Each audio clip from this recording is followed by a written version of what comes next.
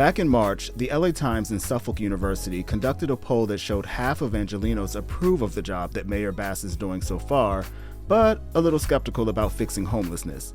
The mayor realizes that she has a lot of work to do fighting people's perceptions. And right now, there's a segment of our city that believes that the people on the street are there by choice. They want to be there because they don't want to be responsible, and they want to use drugs, and they want to be left alone.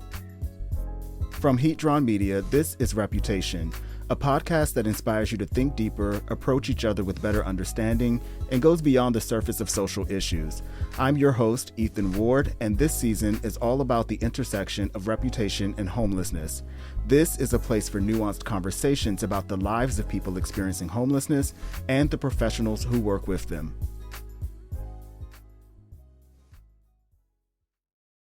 When I knew I'd have the chance to chat with Mayor Bass, I kept thinking about the conversation that I wanted to have with her. She's all over the news already. She's been asked about numbers and documents and policies and procedures.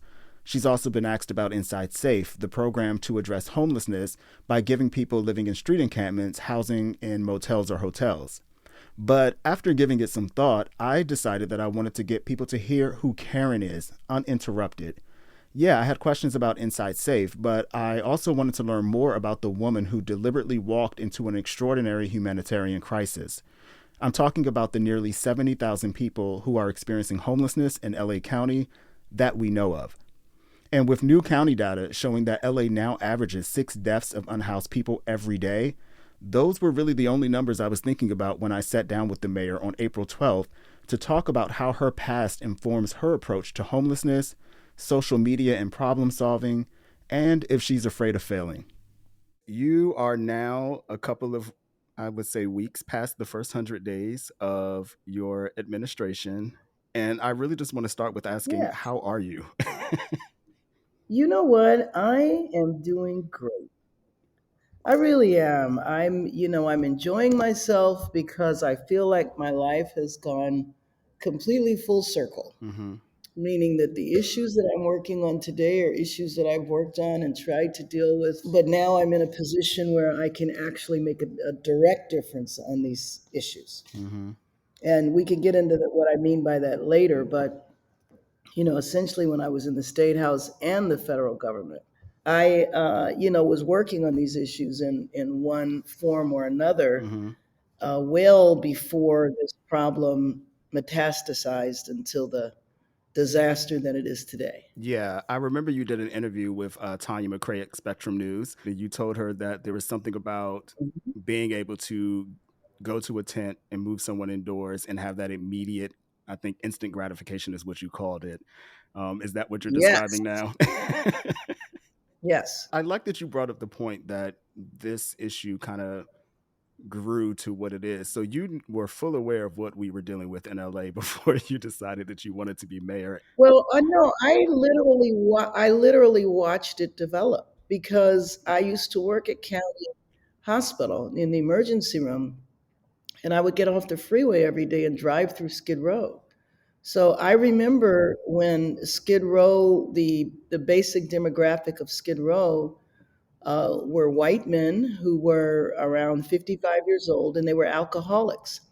But it never occurred to anyone that they didn't have a home. Yeah. They were just alcoholics.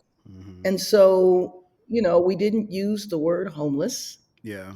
That really wasn't in our vocabulary. But in the 80s, when crack hit Mm-hmm. and, the social safety net was being shredded even further, that's when the demographics of Skid Row began to change. Yes. And that made me want to leave my very comfortable job, which I guess I have a habit of doing now, um, and taking on ferocious challenges. But that's what I did because I was on the faculty at USC. I would have been long retired by now. And I was running the admissions program, teaching and taking students in the emergency room. Mm-hmm. And I walked away from all of that and started Community Coalition because I thought that what was happening during those years was going to, I don't know, lead to the destruction of the African American population in Los Angeles. And then, of course, learning that it was a national phenomena that was happening in cities around the country. Yeah. But a lot of the problem, began here. Yeah. I really love that you brought up your previous jobs that you've had in your career, because I know that you used to be a nurse and a physician's assistant. And that made me Right. wonder, if you remember the very first time that you ever experienced someone that was living on the streets outside of just passing in a car, like had a one-on-one interaction. Do you remember that moment for you? Well, sure. Every day when I worked at County Hospital, many of Mhm. my patients were unhoused. Oh, yeah, Mhm. it was every day. What was going through your mind back then? Well, just for me, because I've always been, involved politically, it just never occurred to me that that was supposed to be a job. So, I worked during the day, Yeah. and my political activity was after working on the weekends as a volunteer. And so when I took care of patients that were unhoused, I'm always interested in what led to you being there in that situation. What are the social, the health, the economic drivers that led to you being in the position that you're in? Did anyone that you ever talked to or treated, did they ever share any of those kind of reasons with you? Well, a lot of the patients, by the time they made it to the emergency room, had other issues as well, Hmm. especially mental health issues. But yeah, people would share their circumstances, Yeah. didn't have a family, couldn't pay the rent, lost their housing. And that's when rent was very affordable, by the way. I know that you have a master's degree in social work as well. So you bring a really unique perspective to your job. So I lived in my car for a year while I was in community college, and that Yes. really informed a lot of the stuff that I do with my reporting and how I report on things and how I frame things. I feel like you understand nuance. And I remember during the 100-day briefing, you made a point to say that I don't want to misquote you. You said it's not just people living in the tents, but also people living in the neighborhoods who have to walk by tents. And that insight speaks to just how interconnected we all are to this problem. And I'm curious how you get the broader public at large, since you carry this expertise and you understand the nuances that are behind the crisis. How do you communicate that to the public at large who may be far removed from it? Well, and I appreciate you sharing about your experience, and I read about it as well. So I was aware of it. Um, I talk about it every chance I get because I think it's really important for people to understand who these folks are. And what happens is that, and this phenomena happens in many other examples. When people can't understand a social problem, then they make huge assumptions. And that happened in the 90s. I mean, I remember, there were phrases that were shared that were spoken all the time in the 90s. Yeah. A lost generation. There's these youth, they're just never going to go anywhere. The babies that were born to women who were using crack were going to be crack babies. They were going to grow up to be monsters. And I mean, it's like, and to me, it was like, how could you say that? I mean, what is a lost generation? What does that even mean? Just throw them away? Yeah. And generations don't exist in isolation of the generation before and after. So what are you actually saying? And it's important to analyze and repeat that back to people so they understand the consequences of their thinking. And what it actually represents is a lack of understanding, a very superficial view. And right now, there's a segment of our city that believes that the people on the street are there by choice. They want to be there because they don't want to be responsible and they want to use drugs and they want to be left alone. Just like, to me, the parallel of that is in the 90s, it's a lost generation. People use drugs because of their personal failing, their personal weakness. And I view my job as an educator in addition to an elected official. I'm glad that you made that point. But obviously, that you alone, Mayor Bass, cannot end homelessness. It is a team effort, I would say, so to speak. I remember you bringing up the fact that you asked the hotel association to participate and letting you know about availability for rooms so you can have more places for people to go and inside safe. And I remember you getting the housing authority to hire more staff to process vouchers, which was also very important because I also did a story about that. And I think you also mentioned something about, which really made me chuckle, calling up Ambassador Susan Rice. Speaking of which, whatever happened with that? Did she? I know she came here. I think she came here and you showed her around. But did anything ever materialize with that meeting? Absolutely. Yeah. She came 4 days later, Uh-huh. and yes, as a matter of fact, I'm going to find out what happened a little bit later today. We're involved in a memorandum of understanding with the White House. Can you explain what a memorandum of understanding is for people who don't know what that is?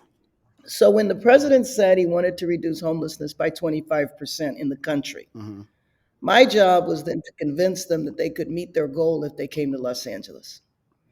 And so a memorandum of understanding is a two-way street where we are saying, administration, will you please do X, Y, and Z? Mm-hmm. And they look at X, Y, and Z and they say, well, we can do X and Z, but we can't do Y. And so one of the things that we asked them to do was for more flexibility. So go back to what you said a few minutes ago about the housing department and them needing more staff. Mm-hmm.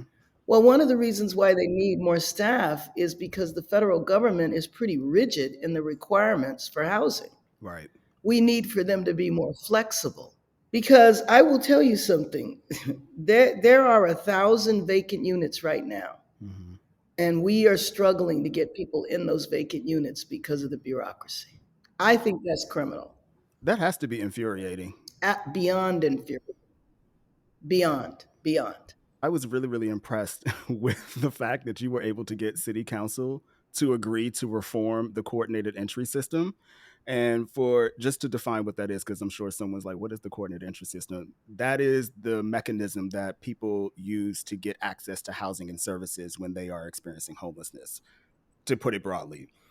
You were able to get that done and get them to agree to reform that. I know in my reporting on homelessness that that has been one of the biggest obstacles. I'm thinking of a 25-year-old guy I met on the streets who told me one time that people would tell him, don't shower, appear more desperate so you can get Right, into housing. And I thought that is right. insanity that someone would actually, that's the advice that he's getting from other unhoused people in order to access this system. Exactly. And so, the way I look at it is policies oftentimes are made by people who have no connection to lived experience, none. Mm-hmm. And what might make sense on paper makes no sense in the reality. And I don't want to be completely negative about it because Yeah. maybe at one point in time, maybe the coordinated entry system made sense. Yeah. And one of the reasons why they did it is because providers were creaming. They were housing the easiest people to house, Mm-hmm. and they weren't paying attention to the people who had severe problems. So then they got away from that and they create a system. But one thing that I think about policy in general is that you shouldn't have policies that are in place forever. You need to examine and evaluate your policies. So maybe that made great sense 10, 15 years ago. I don't know when it was created, but it makes no sense now. None. And I think there have been enough studies that show that it discriminates racially. You'll have a housing development that opens up in South LA, and nobody from South LA is in that housing development. People from Calabasas and all over the place. And then people in South LA, by the way, are intense. So what is really needed right now is a constructive disruption of the system. Was that really difficult for you to get that across the finish line with them? No, no, no, no, no, it wasn't. Let me just tell you, the council members are busy with their agendas. Mm-hmm. They did not know. I thought too that this was required by the federal government. Yeah. But I will tell you, our secretary, and I think I said this then because it was a little embarrassing to me, because the HUD secretary, who also happens to be, a number of the people in the administration were also my colleagues in the House. Okay, Mm-hmm. so we have strong ties with each other. And Marcia Fudge told me, Karen, I don't think we did that. I think you did that. And I told her, no, no, no, no way. We didn't do that. You did, blah, blah, blah. Well, she was right. Right. HUD required a system. Yeah. They didn't require this system. Yeah. So no, when I told the council members about it, they were okay. But you know what the council went and did? And again, this was not the council, but this was people here Hmm. on staff. When they passed HHH, they imposed CES on HHH. HHH isn't even federal money. I mean, technically, Ethan, technically, we were not supposed to get people out of tents and put them in the motels. Okay, we weren't supposed to do that. Yeah. We were supposed to go to people in tents and get their name and Hmm. their information and put them on a list for CES and tell Yeah. them when housing comes available, I hope I can find you. That's what we were supposed to do. Yeah. But the money we're spending for Inside Safe is not federal money, Yeah. so we don't have to follow that system. Whenever anyone comes inside or when anyone comes indoors, I see that as a success. I know that you admit that you all are having growing pains. In the first 100 days, you're trying to figure things out, but the streets are always talking, Mayor Bass. And one thing they have said is that you have a reputation of being someone who is not afraid to admit your shortcomings, as you've just demonstrated Oh, absolutely. just Right. now. So you would agree with that assessment? Absolutely. I think it's very important.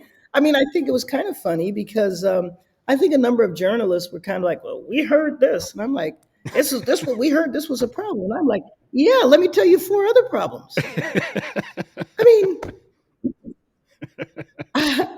I mean, the thing is that we declared a state of emergency. I could have Hmm. spent 4 months designing the ideal program, Yeah. but our people are literally dying on these streets. Yeah. So I'm willing to make some mistakes. I have learned so much.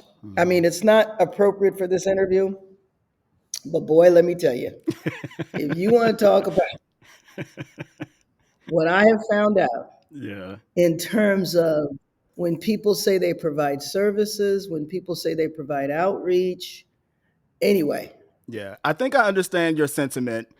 Yeah. yeah, But I know that you are making adjustments. May I offer some suggestions from what I've learned from my reporting on please, homelessness? please. Okay, so one of the biggest things that I've heard, this was when 4118 was really popular with certain council Hmm. members, and they were doing that. And I would go out to a lot of those encampments and talk to people about the process. And the biggest thing that I heard was they would never get anything in writing. Like, not even so much as oftentimes a business card of like the person that they spoke to. There was no assurances about what was going to happen to them. And I can relate to that because I think about my car as being my safety net. And I felt very fortunate to have my vehicle. But if someone were to tell me, leave your vehicle to come to this place, and I didn't know what was going on, I would definitely be reluctant to leave my car because my car is a sure thing. Right. But how would you, I guess, bridge that, gap moving forward with Inside Safe, with, communicating and making sure that people really do feel secure about what is happening, since before you came into the office there was just a lot going on? So, you know what? I did hear that feedback. So, let me just tell you, too, that there's a level of what goes on that I don't necessarily know because Hmm. I'm not out there every day. Although I did tell my staff Yeah. I want them to set aside 2 to 3 hours a week for me to go out there Hmm. because I want to stay very, very close to this. Yeah. There's one of the groups, it starts with an A. I don't remember the name of it. Do you know that group? What advocacy group? Advent, or I mentioned it to Mercedes the other day. They wanted to meet with us. So they sent us this letter and they had a lot of critique. And one of their criticisms, and I think this might be what you're referring to, Ethan, is that they said that we don't give people anything in writing Mm. about where they're going to go or anything. Is that kind of what you were referring to? Well, I'm not familiar with this group. This is based on what my reporting, so if someone else No, said but that, then you're yeah. right.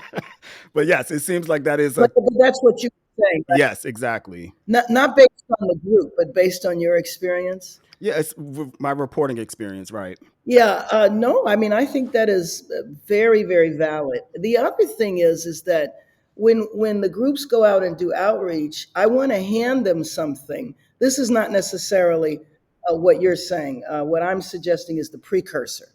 I want to hand them a piece of paper that says who we are, what we're doing, why we're doing it, and what they can expect.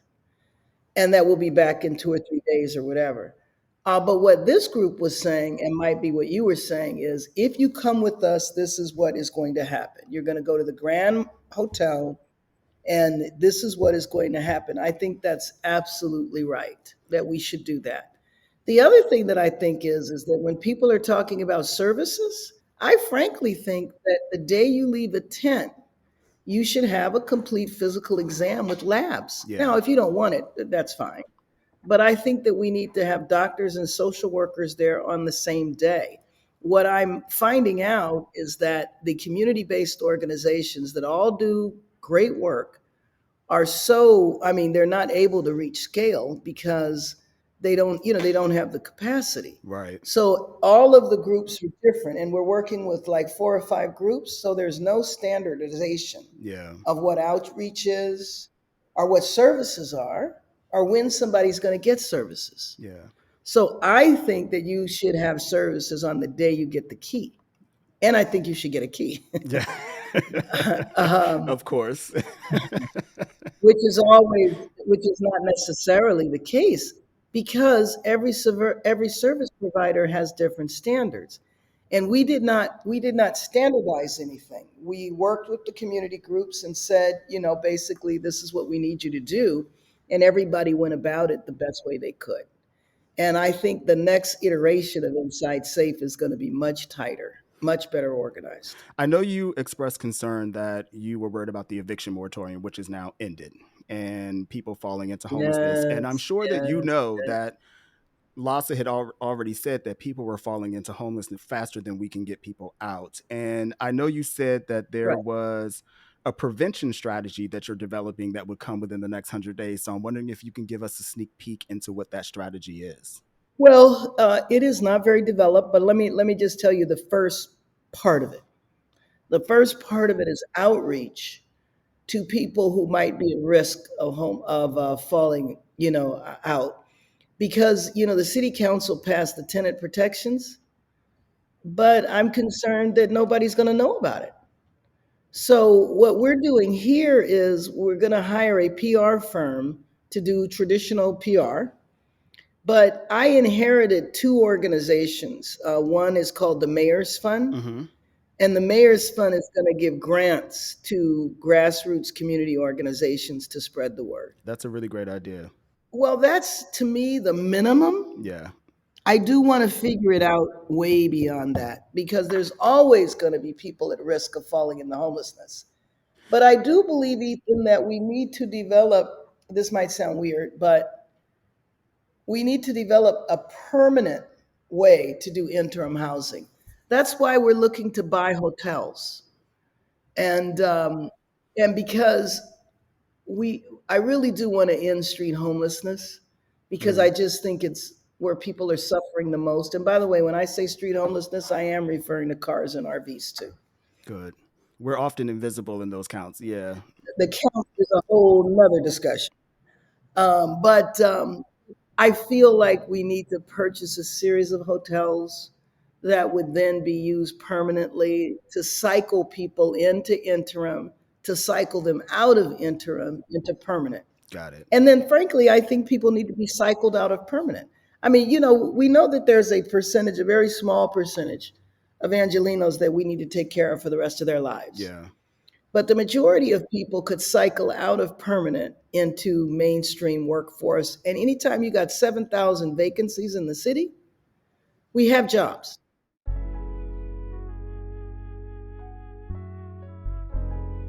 The mayor was able to secure a new round of funding, a whopping $250 million to scale up Inside Safe that comes with tighter oversight and transparency about how the money is being spent and if it's actually working to help bring people indoors. So far, over 1,200 people have been moved under the program. LA also extended its emergency declaration for the homelessness crisis as the mayor tries to secure more state funding. Her team is also in the middle of trying to purchase the Mayfair Hotel in LA's Westlake neighborhood. That will be an additional nearly 300 rooms to help reduce the leasing cost of Inside Safe. No one knows what will happen in the future, but as we wrapped up our chat, I do know that there will be plenty of people holding the mayor accountable. I'm curious, are you someone that sits up at night in bed on Twitter scrolling through your mentions and seeing what people are saying about you from day to day now that you're the mayor? I don't. I have no idea how to do that. Okay. I don't even know how to get to Facebook. Okay. Well, So, do you guys look do at you all my look at the mentions? mentions? You do? They do. Okay. Well, what do they say? Don't tell her. I don't have any clue how to do that. The only reason I ask you that is because obviously being the mayor comes with criticism, and you're used to that. You've had a long career in the public eye and being a public servant. So I don't think that that's anything that surprises you. I want to know, what would you say to housed people who don't get the complexity of the situation that we're dealing with now? Because I want to keep going back to this. You saying that we all need to be at the table and all need to be part of the solution. What do you say to housed people who are far removed from this problem and how we move forward? Those are voters, and I talk to them every day. And so I explain to them, I use the opportunity to explain to them who the unhoused population is, breaking it down by category and dispelling the myth that they're all from Minnesota because it's warm here, and dispelling the myth that they're all drug addicts. And I begin by saying that there's thousands of children on the street, and that's shocking to people. They didn't know that. And so when I start describing who is on the street and why, I find that people open up immediately. I remember when Garcetti's administration was winding down, he was asked what he wanted to be remembered for, and he said he didn't want to dwell on it. So I'm going to ask you, though, Mayor Bass, to dwell. Is there any part of you, I guess, that is worried that despite any good that you will accomplish during your administration, that there's always a chance that it could be overshadowed by what happens? Well, let me phrase it another way. If I'm worried about failure, I'm worried about failing. Mm, I'm worried about failing my people. yeah. I'm worried about failing those people on the street, and that at the end of my term, they're dying on the street. Yeah, I'm worried about that.